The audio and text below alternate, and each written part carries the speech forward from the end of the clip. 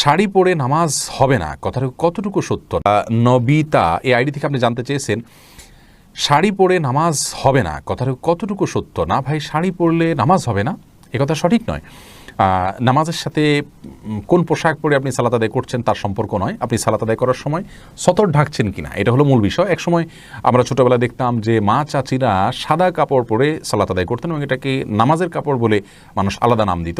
সে সমস্ত কাপড় সুতির থাকতো, অনেক পাতলা থাকতো, হাতের গোছাইতে দেখা যেত। এরকম যদি হয় তাহলে সেক্ষেত্রে সেটা নিয়ে নামাজের প্রশ্ন তোলা যেতে পারে। আর শুধু শাড়ি পরলে গলা, কাঁধ ইত্যাদি এই যে জায়গাগুলো ঢাকা উচিত নামাজের মধ্যে সেগুলো ঢাকা যায় না, হাতের গোছা ইত্যাদি দেখা যায়।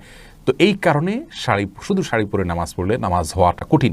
যদি কেউ সেফটি পিন দিয়ে আটকিয়ে তার যা কোনো অঙ্গ প্রত্যঙ্গ দেখা যাবে না, সতর ঢাকার যে মুখমণ্ডল এবং দুই হাতের কবজি ছাড়া পুরো শরীর যে ঢাকতে হয় সেটা যদি তিনি ঢাকতে পারেন, মাথার চুল দেখা যাবে না, কপাল এর চুলের অংশ দেখা যাবে না, কোনো কিছু, এটা যদি তিনি নিশ্চিত করতে পারেন কান ইত্যাদি দেখা যাবে না, তাহলে